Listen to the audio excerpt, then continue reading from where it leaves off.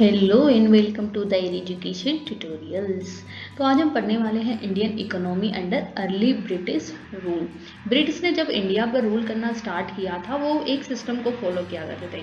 वो सिस्टम क्या है, किस तरीके से वो उनकी स्ट्रेटजी इस सिस्टम के अंडर काम किया करती थी, ये सब हम आज के लेक्चर में जो है डिस्कस करने वाले हैं।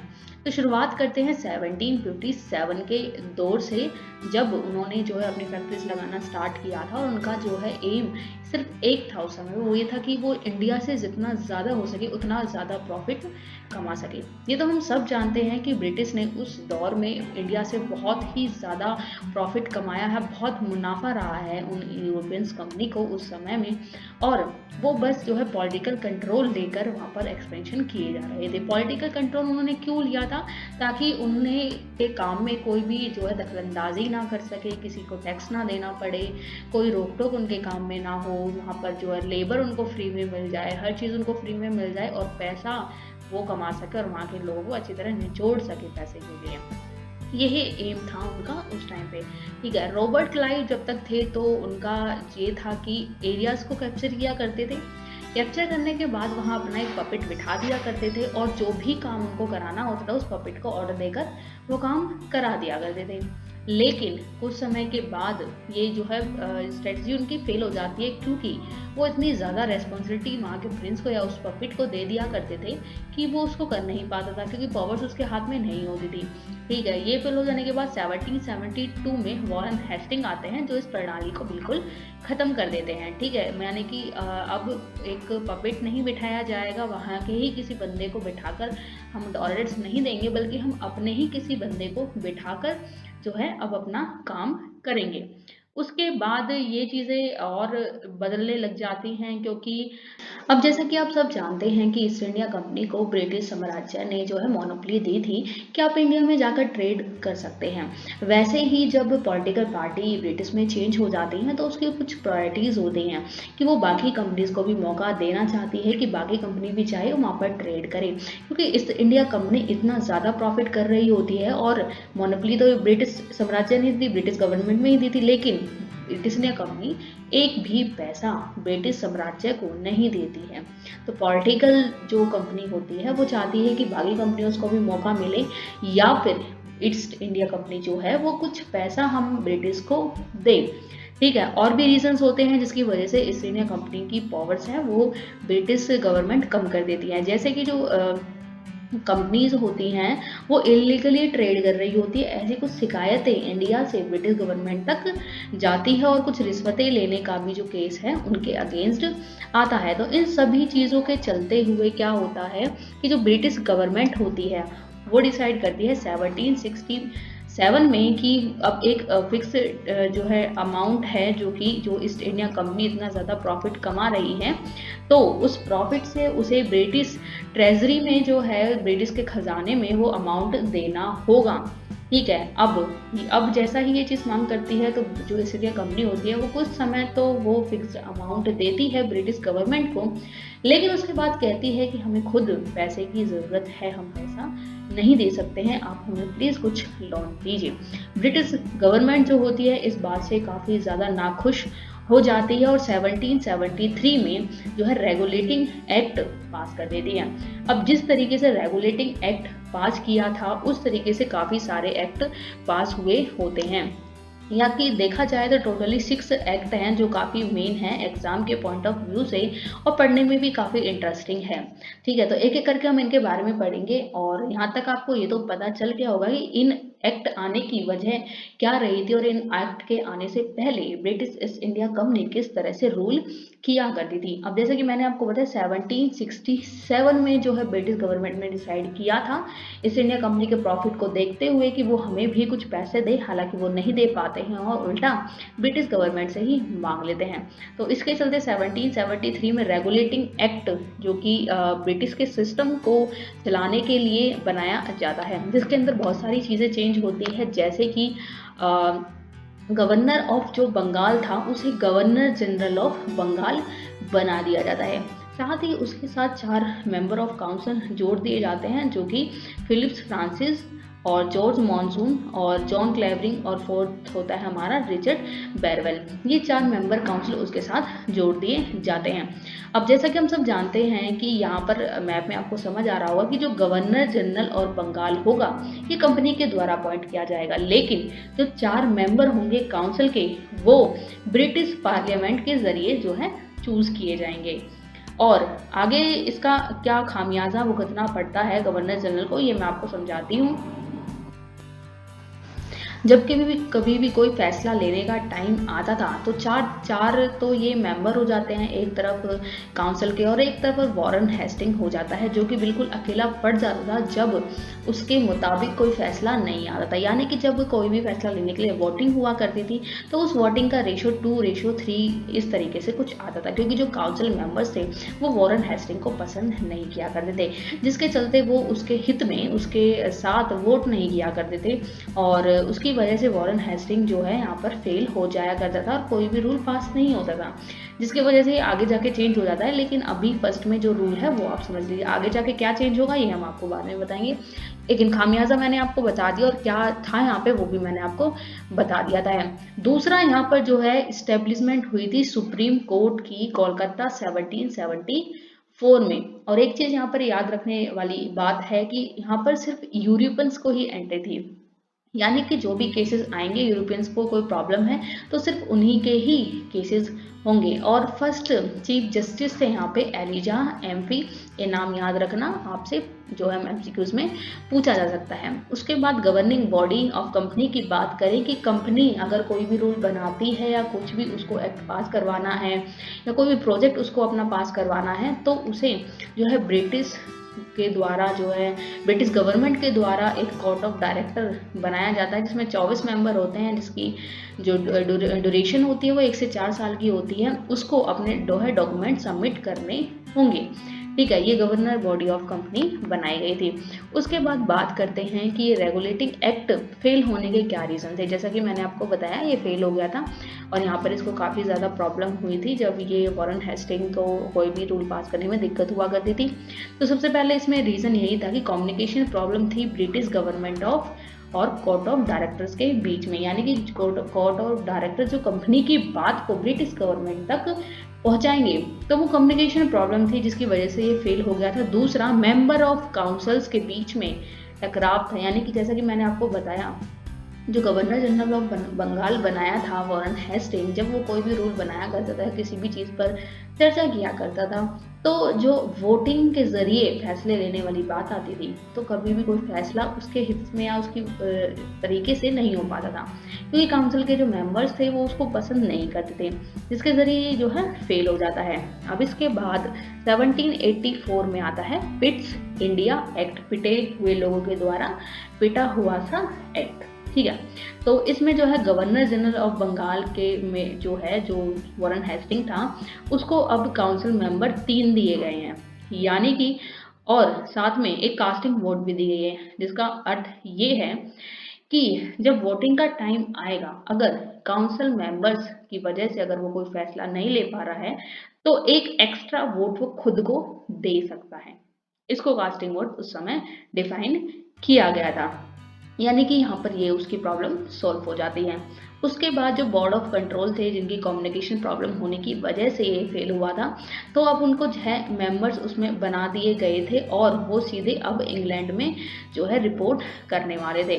ठीक है, जो कि ईस्ट इंडिया कंपनी में जो भी चीज़ें होंगी उस सबको वो इंग्लैंड में सीधा बताने वाले थे। अब बात करते हैं पार्लियामेंट्स के पावर्स की। तो पार्लियामेंट की पावर बहुत ज़्यादा गवर्नमेंट जो ब्रिटिश गवर्नमेंट थी उसमें जो पार्लियामेंट बैठी हुई थी ईस्ट इंडिया कंपनी के लिए उसकी पावर्स बहुत ज़्यादा बढ़ा दी गई थी, यानी कि वो जब चाहे किसी भी काउंसिल के मेंबर को वापस बुला सकती है और जब चाहे गवर्नर जनरल ऑफ बंगाल को भी बुला सकती है।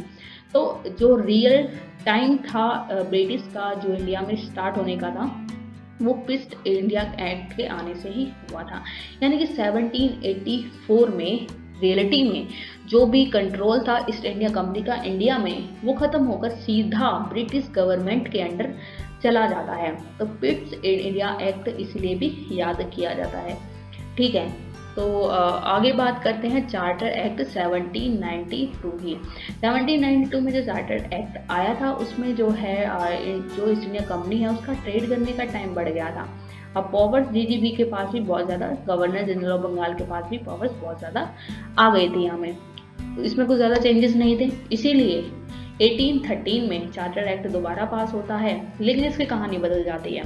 कहानी कैसे बदल जाती है? इस समय में जब तक चार्टर एक्ट 1813 आया था, तब तक नेपोलियन का कहर ब्रिटिश के अगेंस्ट काफ़ी ज़्यादा बढ़ गया था। यानी कि जैसा कि हम सब जानते हैं, नेपोलियन फ्रांस को बिलोंग करता था और उसने फ्रांस को और फ्रांस के जो करीबी देश थे उनसे साफ ये कह दिया था कि कोई भी जो भी देश है वो ब्रिटिश के साथ बिजनेस नहीं करेगा। तो ब्रिटिश जो बिजनेसमैन थे वो काफी ज्यादा परेशान यहाँ पर हो गए थे। तो ब्रिटिश गवर्नमेंट ट्रायल जो है डिसाइड करती है कि अब ब्रिटिश जो ईस्ट इंडिया कंपनी भारत में भेजी हुई है उसकी मोनोपोली एंड बिल को पूरी तरीके से बिल्कुल कर दी जाती है। और टी और ट्रेड विद चाइना, यानी कि चाइना के साथ वो बिजनेस सिर्फ वही करेगी और टी के साथ भी सिर्फ वही डील करेगी। बाकी जितने भी फील्ड हैं इंडिया में, जो भी जहां भी बिजनेस किया जा सकता है, वहां ब्रिटिश की बाकी कंपनियां अब कंपटीशन में आ गई हैं। जैसा कि अब न्यू कंपनीज इंडिया में आई हैं तो प्रॉब्लम भी क्रिएट होगी और मुनाफा तो सिर्फ ब्रिटिश को ही होता था, इंडियंस को कोई मुनाफा नहीं होता था। नई कंपनियां आई हैं, नए प्रोडक्ट्स बनेंगे और जो प्रोडक्ट्स बना करते थे वो बेटर फिनिशिंग, यानी कि मान लीजिए खादी के कपड़े हमारे इंडिया में पहले पहने जाते, तो खादी के कपड़े किस तरीके से होते हैं, उनमें कोई ज़्यादा फिनिशिंग नहीं होती है, हाथ के बने होते हैं और महंगे काफ़ी ज़्यादा उनको लगा करते थे। लेकिन जैसे ही यूरोपियंस कंपनियां, ब्रिटिश से बाकी और कंपनियां आती हैं तो बेटर फिनिशिंग मशीन के द्वारा बनी हुई चीज़ें उनको मिलने में लगी, सस्ती उनको मिलने लगी थी। तो इंडियन आर्टिशंस को काफ़ी ज़्यादा लॉस होने लगा था। अब लॉस उनको होने लगा था, तो अब उनके जीने की जो वजह थी, जीने के लिए जो जरिया था वो चेंज होने लग गया था, क्योंकि उनके पास सर्वाइवल का ऑप्शन नहीं था, क्योंकि खादी के कपड़े लोगों ने खरीदने बंद कर दिए थे, उनको सस्ती चीज़ें चाहिए थी। तो एग्रीकल्चर की तरफ ये मूव करना स्टार्ट कर देते हैं। एग्रीकल्चर में वैसे ही बहुत ज़्यादा बुरा हाल मचा रखा था। आपने पढ़ा होगा लैंड रेवेन्यू में कि एग्रीकल्चर में कितना बुरा हाल है। तो अब यहाँ पर वो काफ़ी ज़्यादा परेशान हो जाते हैं, जिसका गुस्सा जो होता है वो इकट्ठा 1857 के रिवोल्ट में जाकर पड़ता है।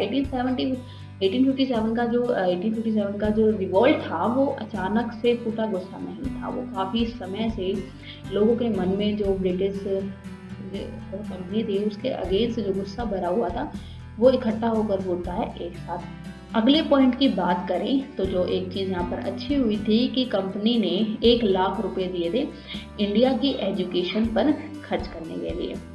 तो 1813 की मोनोपोली के बाद ब्रिटिश जो कंपनीज होती हैं वो सिर्फ 2 चीज़ें चाहती थी।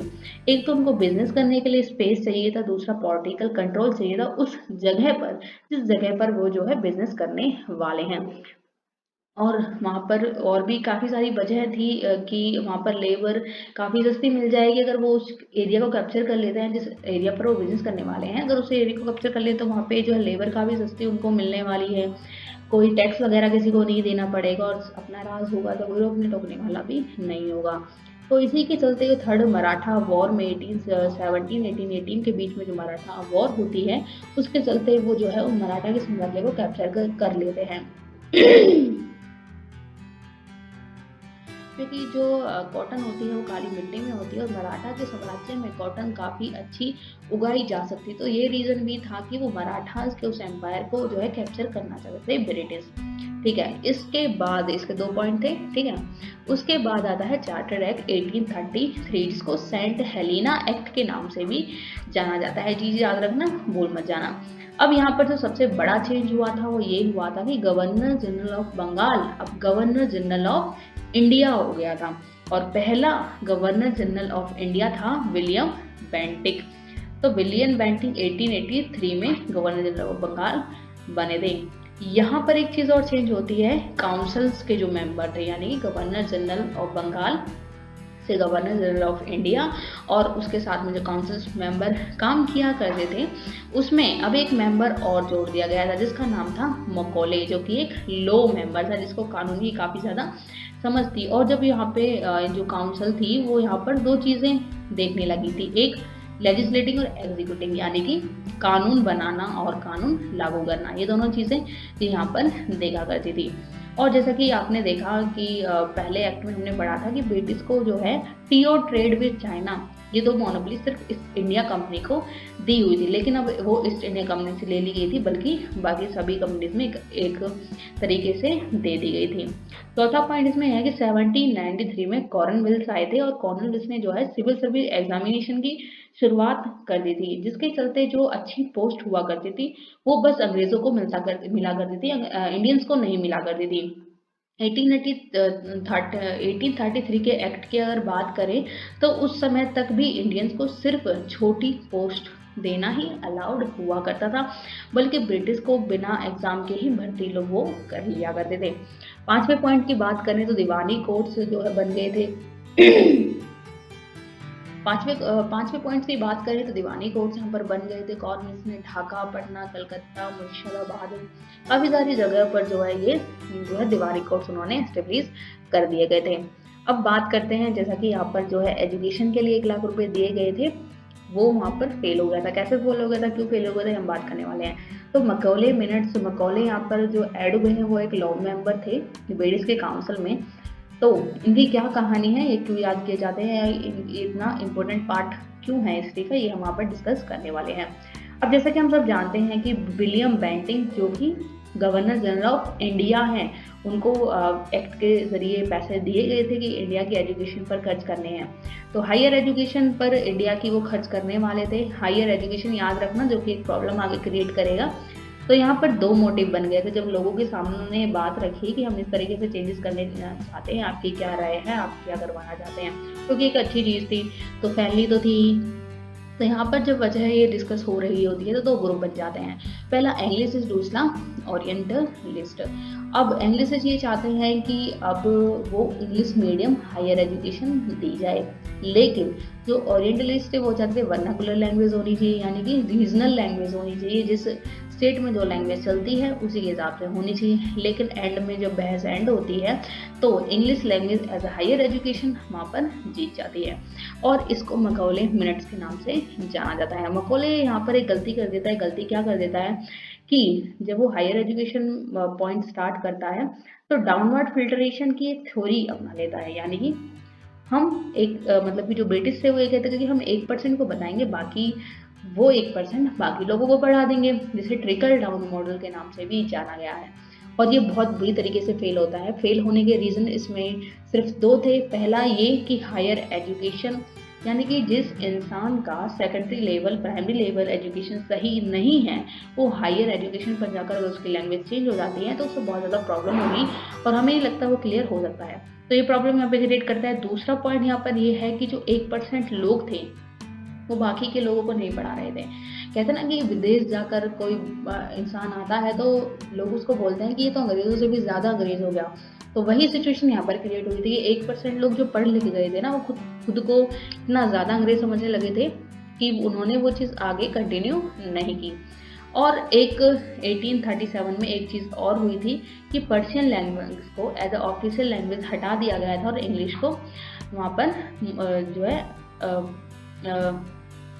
वहाँ पर परमिशन मिल गई थी। और यहाँ पर जो इस चीज़ से सबसे ज़्यादा परेशानी जिसको हुई थी वो मुस्लिम्स थे, क्योंकि मुस्लिम्स बहुत अच्छी अच्छी पोस्ट पर वहाँ पर ब्रिटिश राज में थे, और जब उनकी ऑफिशियल लैंग्वेज चेंज हो गई तो इंग्लिश उनको नहीं आती थी, तो उन्होंने अपनी पोस्ट खो दी थी, जिसका गुस्सा 1857 में बहुत ही ज़्यादा निकल कर आता है। अब बात करें चार्टर एक्ट 1853 की, तो चार्टर एक्ट 1853 में क्या हुआ था कि ईस्ट इंडिया कंपनी की जो चार्टर था वो रिन्यू हुआ था, और अनस्पेसिफाइड पीरियड के लिए, यानी कि या तो वो 10 साल चलेगा, और ऐसा भी हो सकता है वो 2 साल तक भी चल सकता है। यानी कि इसमें कोई जो है एक प्रॉपर एक्ट नहीं था, एक प्रॉपर कोई यहाँ पर परमिशन उनको नहीं दी गई थी। अब बात करते हैं गवर्नर जनरल काउंसिल की। गवर्नर जनरल को जो काउंसिल दिया गया था कोई भी रूल जो है एक्ट पास करने या बनाने, या कोई भी रूल बनाने या जो है पास करने के लिए, तो लेजिस्लेटिव जो फंक्शन था उसका, उसमें 4 मेंबर और जोड़ दिया करते थे। 15 बॉम्बे, बंगाल और आगरा के 4 मेंबर हुआ करते थे। 1853 के एक्ट में एक बहुत अच्छी चीज़ हुई थी, वो ये हुई थी कि अब जो सिविल सर्विस के एग्ज़ाम होंगे उसमें इंडियन भी पार्ट ले सकते हैं, और इंडियंस को कन्वेंटेड जॉब्स के लिए भी अलाउ किया जाता है कि वो हायर जॉब के लिए भी अप्लाई कर सकते हैं।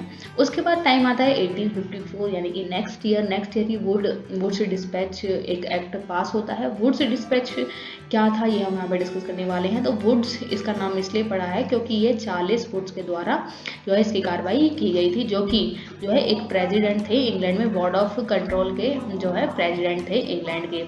उन्होंने जो है गवर्नर जनरल डलहौजी को एक लेटर लिखा था। वो प्रेसिडेंट थे तो वो सीधा ऑर्डर दे सकते थे गवर्नर जनरल को कि आपको ये लेटर दिया जाता है, आप इंडिया में इसको सीधे सीधे लागू कर लीजिए। यानी कि डलहौजी के पास कोई ऑप्शन नहीं था कि वो उसके बारे में सोचे समझे या उसको ना कह सके। उसको सीधा ऑर्डर दिया गया था इंग्लैंड से प्रेसिडेंट ने ऑर्डर दिया था, उसको मानना ही था। अब उसमें क्या चीज़ें लिखी हुई थी हम यहाँ पर डिस्कस करने वाले हैं। तो सबसे पहले उन्होंने क्या चीज़ वहाँ पर लिखी थी कि मैकॉले मेंट्स को यहाँ पर जो है रिमूव कर दिया था। मैकॉले मेंट्स कितनी बुरी तरीके से फेल हुआ था ये आपको पता है। हुआ था क्योंकि भाई जो टिकल डाउन फिल्ट्रेशन थी उसने अपनाई थी वो फेल हो गई थी, क्योंकि जो 1% लोग थे वो पढ़ते थे, दूसरों को नहीं पढ़ाते थे। ठीक है, उसने यहाँ पर कहा कि ये थ्योरी रिमूव कर दी जाए और स्टेट्स को रेस्पॉन्सिबिलिटी दी जाए कि उसके एरिया में जो एजुकेशन होगी उसके जिम्मेदार वो होगा। तो मैग्ना कार्टे ऑफ इंडियन एजुकेशन एक एक्ट पास किया था। मैग्ने कार्टे का क्या मतलब है ये मैं आपको लास्ट में बताऊंगी। अभी यहाँ पे समझ लीजिए एक एक्ट पास हुआ है जिसमें दो चीज़ें लिखी हुई थी कि सेकेंडरी लेवल तक वर्नाकुलर लैंग्वेज पढ़ाई जाएगी और हायर जो एजुकेशन होगी उस पर इंग्लिश पढ़ाई जाएगी। इसके चलते उन्होंने जो है कुछ टेक्निकल कॉलेजेस भी इंडिया में खोले थे, जैसे 1854 में रुड़की और एग्रीकल्चर साइंस जो है पूसा इंस्टीट्यूट उन्होंने खोला था। बिहार में 1854 में भी खोला था, जो कि बाद में दिल्ली में शिफ्ट हो गया था। उसके बाद जो है यूनिवर्सिटी की भी कुछ एस्टेब्लिशमेंट की गई थी 1857 में। कोलकाता, बॉम्बे, मद्रास, ये 3 यूनिवर्सिटीज़ उस समय 1854 में जो है बनाई गई थी। अब बात करें कि यह जो मैग्ना कार्टे जो थ्योरी थी ये कहाँ से आई थी, इसका पॉइंट कहाँ पर जो है एस्टेब्लिश हुआ था या कहाँ से उदय हुआ था। तो इंग्लिश किंग थे जो 1215 में उनके द्वारा बनाई गई ये थ्योरी राइट टू सिटीजन, वहाँ से ये नाम आया है।